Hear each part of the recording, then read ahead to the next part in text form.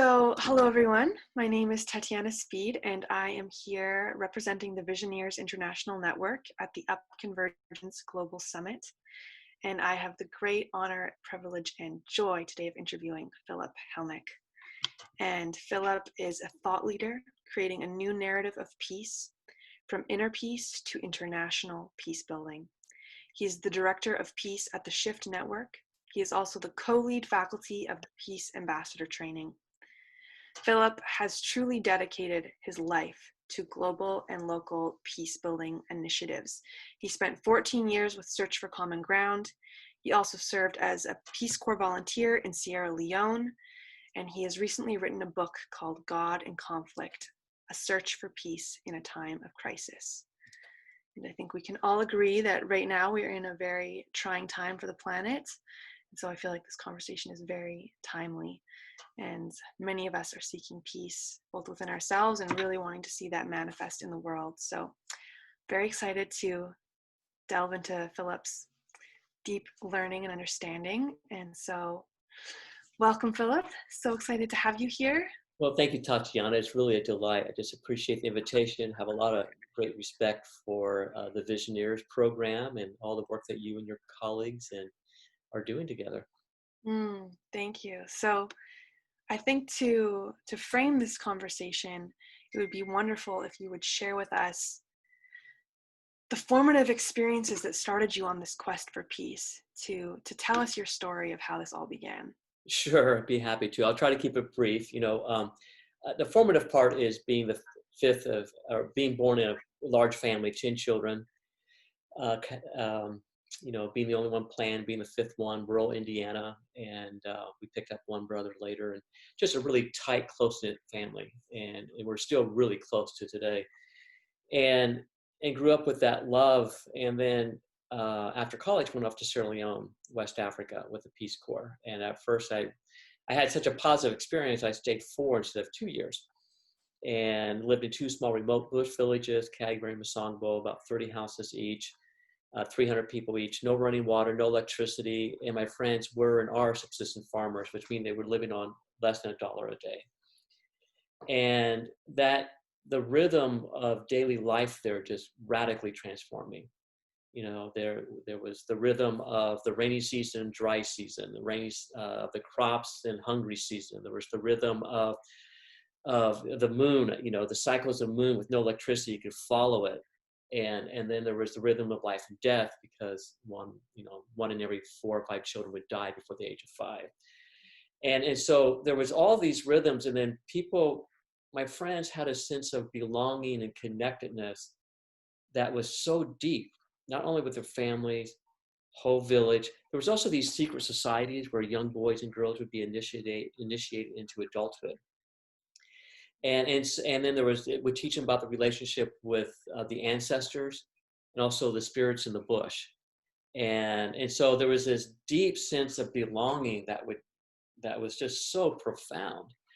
And again, people lived on less than $1 a day. And so when I came back to the United States, I was like just in tremendous culture shock. I was just in tremendous culture shock of the vast amount of media, vast amount of consumerism, and all the media was saying, you have to have this, you have to have this to be happy, you have to have this to avoid pain and suffering.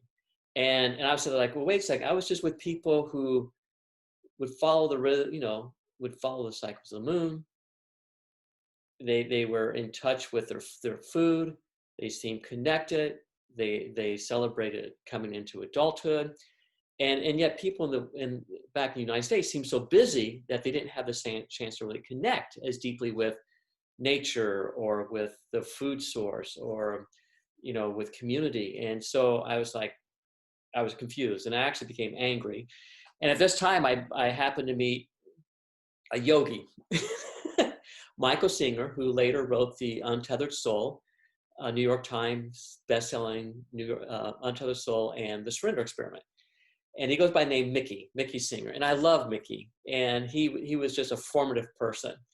And by meeting Mickey, I started question. I went to Mickey. I said, Mickey, how can you talk about these advanced states of consciousness when there's all this pain and suffering in the world? And he looked at me, and this one question changed my life. He said, who asked you how it should be? I was like, Mickey, but look, there's tens of thousands. I said, who asked you how it should be? And he said, look, if the planet Pluto was orbiting in a way that you didn't like, what are you going to do about it? And that was a showstopper. And so Mickey started this quest of seeking in, massage school, Navajo reservation, starting to meditate a little bit. And then during that time, Sierra Leone went into a civil war. And I knew our consumeristic ways was impacting the entire world. And because I just knew, I mean, this was, I won't say how long ago, it's like 3 decades ago. I was like, the earth can't sustain this. And the natural resources come from places like Sierra Leone and other places. And I knew that it was impacting the world. And plus all the clothes that we produce and we dump to Goodwill and Salvation Army, they can't sell it all. It gets dumped into Sierra Leone and other places around the world. And that starts to taint the culture. And so I was like, wait a second, the way we're pursuing happiness, life, liberty, and the pursuit of happiness isn't leading to happiness here. It's devastating the environment, and it's impacting the world. And Sierra Leone is now in a bloody, chaotic civil war. Well, I really wanted, so I started meditating, and then I joined Search for Common Ground, and then I got to go back to Sierra Leone 9 years after leaving there. And the first time going back, I was literally going into a war zone. At the time, there were West African peacekeepers. Buildings were shot up. There was military equipment everywhere. When I left, it was one of the most peaceful countries in the world. The army didn't even have bullets. People would laugh about it. And so here I am. It's just like everything is just shot up, burnt out. And I'm like, wow, wait a second. And it was so surrealistic. And I remember going up country on this assessment mission. It was a peace building assessment mission, and going up country and getting to a place where there had been an ambush and the vehicles were all burnt out. And the guy I was with was like, he was tense, like, this is a perfect place for an ambush. And I was like, wait a second, this is the way back home towards the village where I lived. And then anyway, we got back to one of the villages where I lived, and there was this joyous reunion. And then I heard my friends, what little they had in Masongbo, they gave to me: coconuts, palm wine, mangoes, cola nuts. And then I could see the poverty had just gotten extreme. And they start telling me the stories of being beaten and everything and having things taken from them. And then I went from there back to be with a Catholic bishop. Had taken me back to the village. I went to him. Anyway, shortly after that, I saw something which I'd never seen. I saw a young rebel who was killed by a mob. And then I came back to Washington, D.C., started writing the report, and then front page in New York Times was that the war came back through that area where I had just been. And the front page was a woman with both arms cut off, right in the area where I had just been. At that point, I just lost it. I just completely lost it, and I dove deeper into my meditation practice.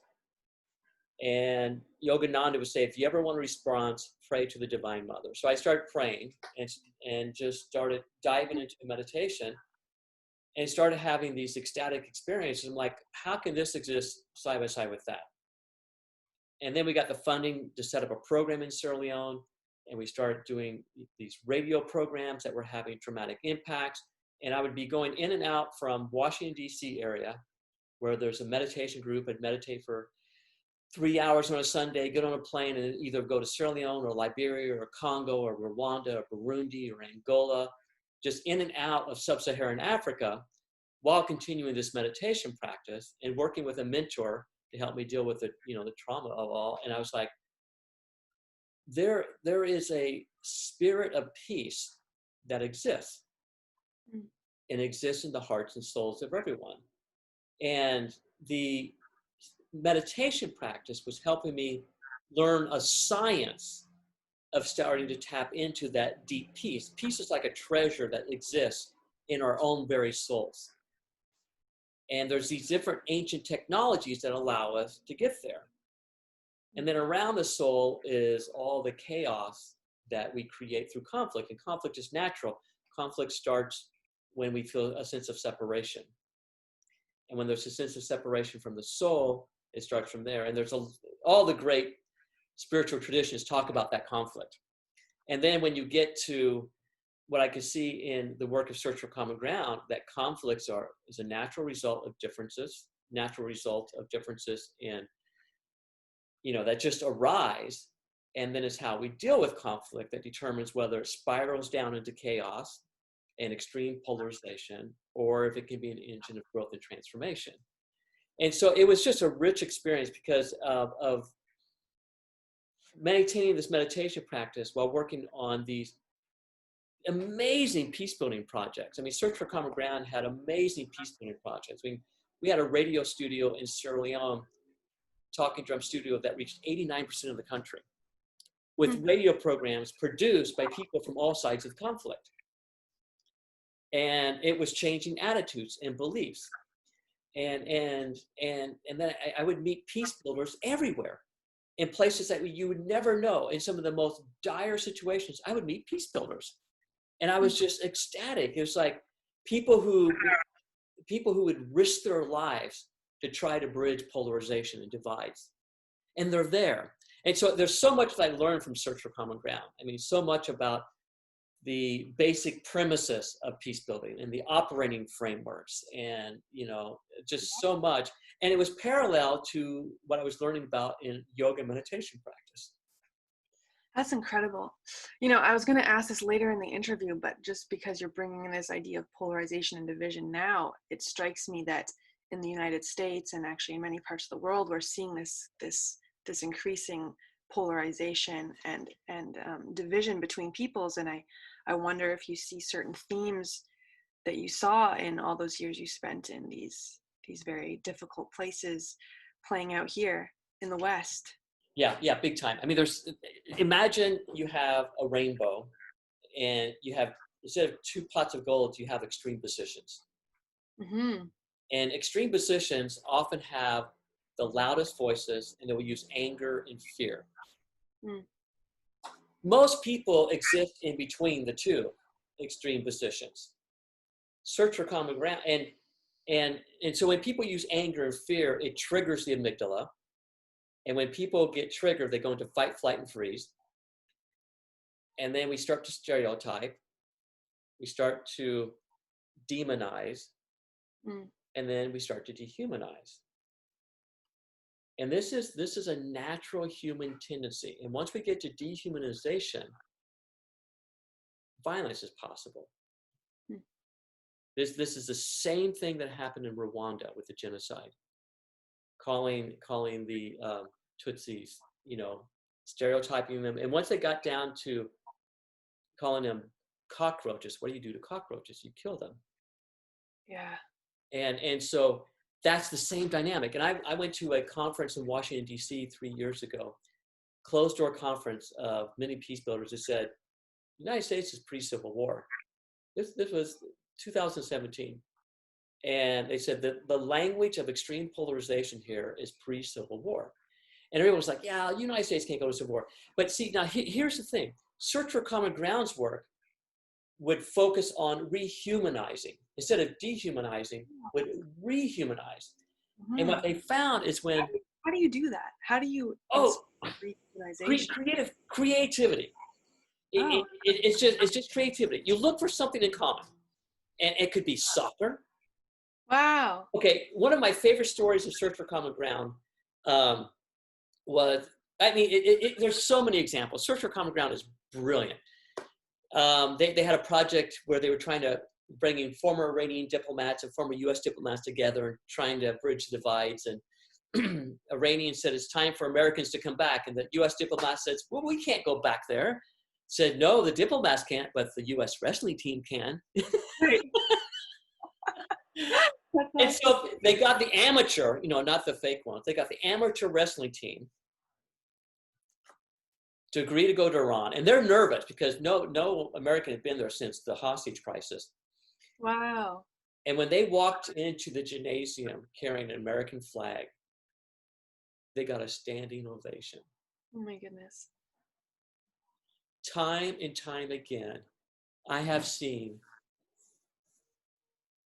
in some of the most dire situations, when that spark of, when that common humanity is rediscovered, it's like the heart opens, the soul opens, and there's this just joy that happens because there's this reconnection of common humanity.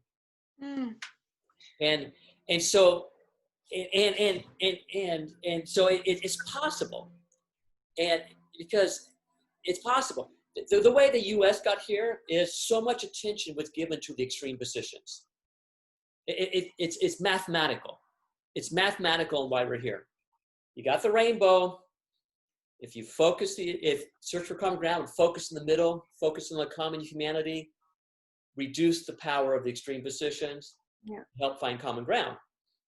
If you just focus in on the extreme positions, and then you've got all this media attention going on extreme positions, and then you've got echo chambers and all of this. It amplifies extreme positions. It amplifies fear. It's just a spiral. Hmm. And it's possible to spiral the other direction. And that just, yeah, and all that requires is willingness to look for common ground, look for common humanity. I'm finally understanding the search for common ground. I actually didn't really know what that was about, but it's about finding similarities, rehumanizing people, and Yes. bringing us back into awareness of how we're the same. Like I just made that connection. Yeah. That's really amazing. Yeah, and the work I've done with the Shift Network, I've interviewed people from Stanford University and others. We're hardwired for compassion, tolerance, and forgiveness. We're wired for compassion and altruism and love. Mm-hmm. We're wired for it. The mystics would say those are soul qualities. So we're wired for that. We're also wired for fight, flight, and freeze. So it's it's like we're this mechanism here that we're not really given an owner manual on how to deal with consciousness. Michael Singer, I love it. He has some talks. He's like, would you drive 70 miles an hour on the highway looking into the rearview mirror screaming? He's like, that's what most people do through life. That's so funny. He's like, we have our consciousness. We have to learn to really. You mean like because we're looking at the past and just kind of freaking out about everything that's happened? And then freaked out and driving really fast and driving really fast, but actually looking at the past, but driving forwards. Yeah, that's really If Michael Singer says that, I still do that. It's just like, and this is where it's really interesting. So Search for Common Ground is, their brilliant work is to help people rediscover common humanity.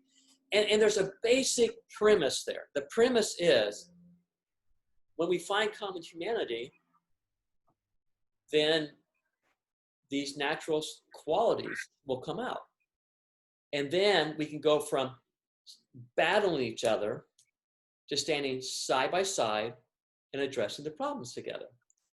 So think of all the energy that goes into, all the energy and money that goes into battling. Mm-hmm. If you're standing side by side with goodwill towards each other, you can have differences. Search for common ground would say, understand the differences, act on the commonalities. You can have your differences, you can stand side by side and take that energy that would go into battling and then address the problems. And there are so many examples to this. There are so many examples, but they don't get covered in the media. There are extensive examples of how this works. I have a good friend who, Rob First, who helped create something called Convergence Policy Institute. And they will get Democrats, Republicans, and a wide range of stakeholders to come together and look at how to create policies to address problems. And so it is possible. There's lots of examples. It's just that the context we're in now has been so hyper focused on conflict, extremism, that we, the media landscape and the human tendency for that type of, and the addiction to that kind of media has created the situation we're in. Mm. And with that said, Tatiana, everyone is a soul. Everyone has compassion and love and peace inside of him or herself.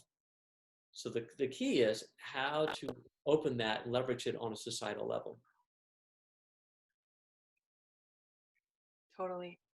And Philip, I'm going to pause this for 1 second because my computer's about to die, and then I'll restart the recording. So I'm just going to okay. pause. Okay, that's a really great segue into this question that I had for you, which was on cultivating inner peace. And you have some really beautiful quotes at the beginning of your book. You have, "Love and compassion are the moral fabric of world peace," with the Dalai Lama. You have, "There can never be peace between nations until there is first known the true peace which is within the souls of men," by Black Elk. And so I guess my question to you is, how do we begin cultivating this peace within ourselves? Well, the thing is, it's kind of like a buried treasure that's inside of each of us, and Mm-hmm. it's there. Mm-hmm. My reference point is Yogananda, who you can see in the background here, and they're great teachers from all traditions. And basically, all of them will say is that we're looking outward into the world, a world that's constantly changing, to try to be happy and avoid suffering. Tara Brach, a Buddhist meditation teacher, said, "We have our thoughts, we have our emotions, and we identify with them. And with that identification comes a sense of separation. And with that sense of separation comes fear. It comes the wanting self. I want to be happy. I want to avoid suffering. And I go around trying to rearrange the world to get it just the way I want it so I can have that.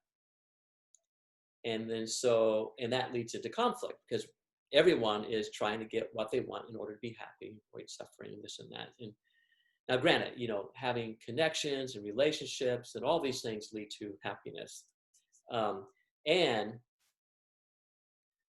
there exists in the soul a deep peace and a bliss and a joy.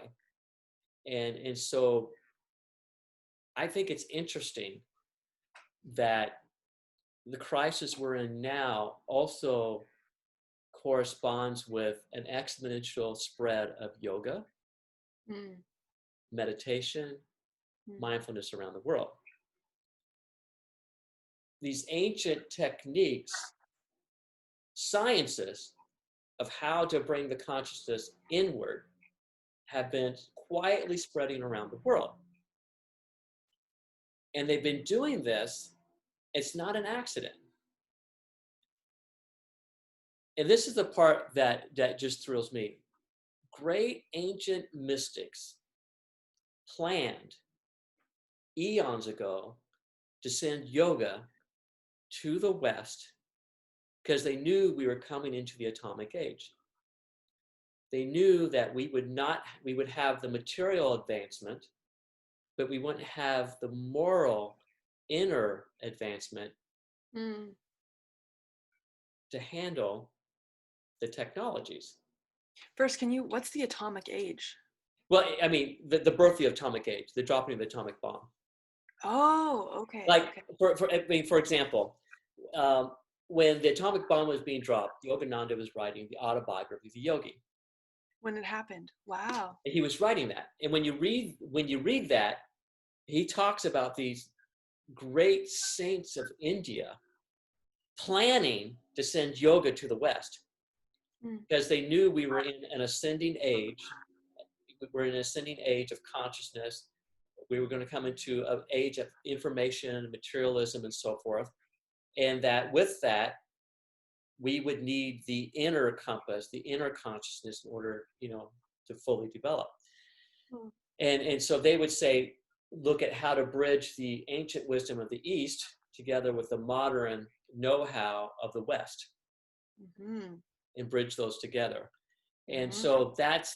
so it's interesting.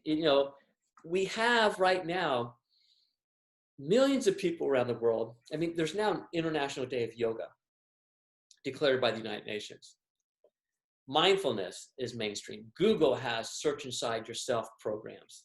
There's, and there's, I mean, in some of the tech industries, there's a realization of, wow, these meditation programs help people become more creative. Because when you can go in, you can open up to peace, help with stress reduction. You open up to, if you open up to bliss and joy, then you've really, you're reaching a place of self-realization is what the great yogis would say. Mhm. And with that, you can open up to a higher source of intuition, which then the mind and the intellect can work with and put into action. And that intuition can then guide a person to creativity.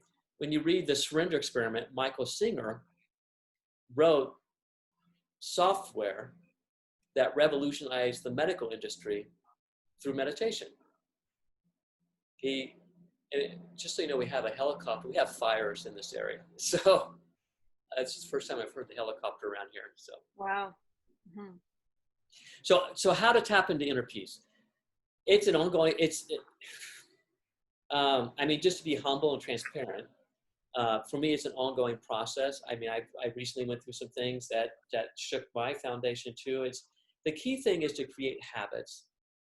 First of all, find the tools that resonate with a person. All of us have different tools that will work for us. For me, it's Kriya Yoga. For other people, it will be, just pray and ask for what are the tools that will work for me. Find those tools and then create habits, just daily habits, and then stick to those habits. And then slowly over time, if you're working with, advanced technologies like yoga or meditation, I say advanced technology, I mean, these are thousands of years old technologies. They will slowly transform human consciousness. Mhm. Which, I mean, is kind of the paradox of these times, because both there seems to be this crisis which is getting more and more loud, and the fact that we're in a pandemic and the division and polarization, and things seem to simultaneously be getting a lot worse, while also there's this rising consciousness that's awakening, and more and more people becoming Yeah. aware, and so I guess I wonder how to really seize the opportunity of these times, and if you have a perspective on how the challenges that we're confronting can actually be kind of fuel for the peace that we're cultivating.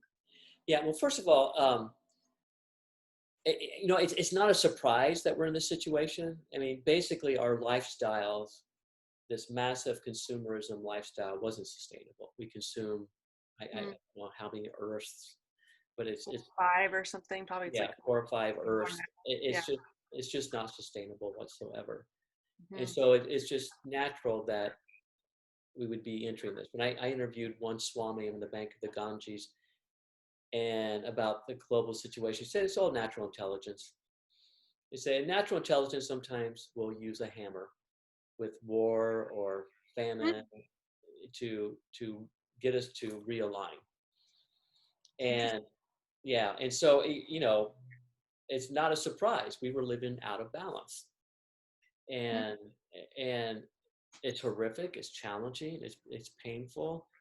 Um, there's real suffering that's happening. There's a lot of fear. I mean, here, I mean, we have so much smoke. My neighbors who grew up in this area said, yeah, it used to be we would have fires every once in a while. Now it's seasonal. Um, so we're definitely in a wake up time that there's got to be some radical changes, and so the key is stay informed and not get too addicted to the negativity, and then Yeah. and I have to work with that. I mean, it's addictive. It's just like going to the news, and then Mhm. to cultivate the personal practices, and then proactively look for the places to get engaged. And that could be as simple as talking with neighbors. It could be growing extra food to share with people. It could be and then as well as getting involved in your community, as well as, if you're called to protest, and just a whole range. Mm. I like how you take kind of I don't want to say the bigness, I'm not sure what the word is, but like the idea that to be a peacekeeper, you have to go into war-torn countries and be boots on the ground. But actually, peacekeeping can be as simple as, cultivating in yourself and sharing it with your neighbors or your family, or, like the small ways that all of us can be peacekeepers in the world. And so I wonder, um, yeah, maybe what your advice would be to those people who really want to create peace within ourselves, create peace within the world, but maybe want a different way than, you know, putting on our backpack and trekking out into a bush village like you did. Yeah, I would say, and I say this with great humility because I find the times challenging. Also, it's just find some tools that work for you and commit to doing them on a daily basis, Mm. and have them really, a great book. Michael Singer's The Untethered Soul, a wonderful read, The Surrender Experiment. Mhm. And you'll see that there's a mind that is constantly chatting, and then there's a witness. So there's a lot of technologies and help that's available.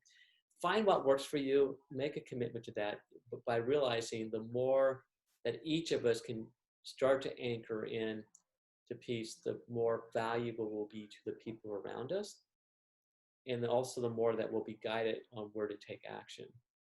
Mm.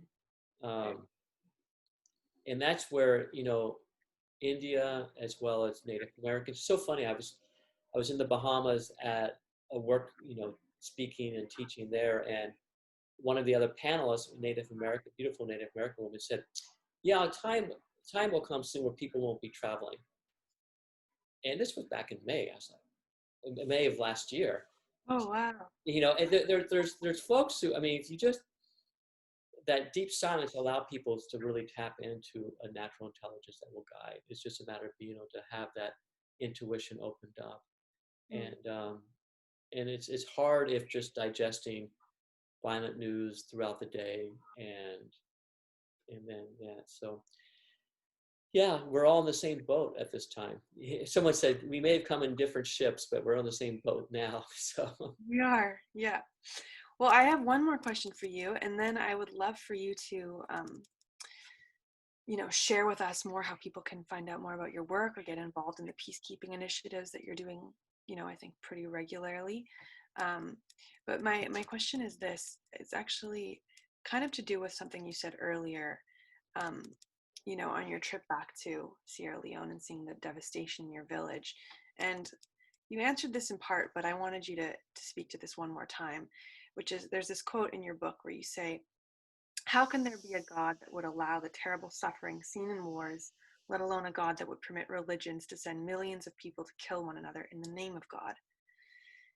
And I think that's a very powerful question, and pertinent, um, as all of us sort of reckon with, you know, the deep peace we're finding inside, and trying to make sense of our creator that would create a world that seemingly has these obstacles. So I'm wondering personally how you ended up reconciling that. um, yeah, it's gone in different periods. Mm. At the times when I've been able to go deeper and deeper into meditation and so forth, it's been more clear to me than the times when I'm caught in the waves. you know, um, Basically, it's all gone. I think there's a quote in the Bible: "I create the light and I create the darkness," or something like that. I mean, it's all manifestations of creation, and this earth is a schoolhouse where we come back over and over and over again to learn lessons. And in the Vedic tradition, they would say, there's qualities of sattva, which are more spiritually oriented qualities, positive, rajas, which is really active, and then tamas, which is really dark and negative. And they exist in all of us, those qualities. Eventually, what we do is we learn our lessons, we get bashed around, with great humility. For me, this framework helps. Other people may not believe in previous lives and things like that, but is to hold the fact that I'm a soul. I'm a soul. I'm not the body. I'm not the mind. I'm not the emotions. I'm a soul. I've come back again on this journey to learn lessons. All of it, everybody, every person on this planet is a soul in school, and we're one planet of a solar system. Then we're one planet, one star in a galaxy, and there's over 2 trillion galaxies. So Perspective for you. yeah, and yeah, so um,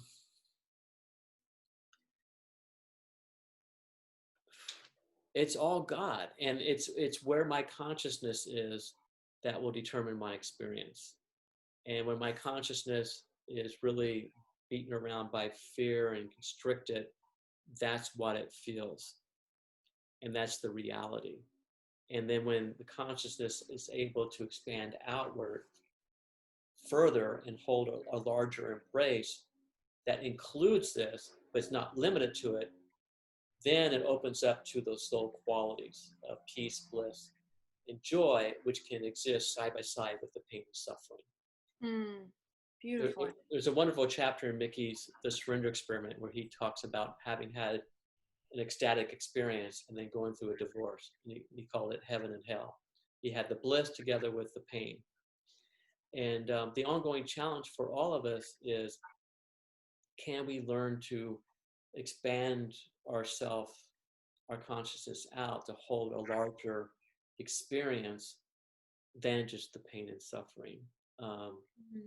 So I don't know if that answers the question. That really answers the question. That was a very deep answer to the question. Yeah, very powerful. And I'm still working on that. I've gone through unexpected traumas, and it's like, whoop, constriction. This isn't fun. I don't like this. I want that expanded peace and bliss. Totally. Wow. Yeah. Thank you so much, Philip. Yeah. Thank you for asking, Tatiana. It's a real gift to be with you. Yeah, it's wonderful. So maybe just so people can find you and continue to learn more about your story, share with us your website or where to find your book. PhilipHellmich.com. That's PhilipHellmich.com. And then also we have a Shift Music and Peace Festival coming together. So you'll want to watch that. That's coming up September 18th to the 21st. Amazing. Cool. And you have a book as well? Yes, God in Conflict. Yeah. Yeah, God in Conflict, A Search for Peace in a Time of Crisis. And you can find out more about that at PhilipHellmich.com. Wonderful. Thank you so much for being with us today, Philip. It's been such a pleasure, and I look forward to continuing to hear about the work you're doing in the world. Yeah, and I could look forward to more interactions with the Visioneers. Yes. The work you're doing. Absolutely.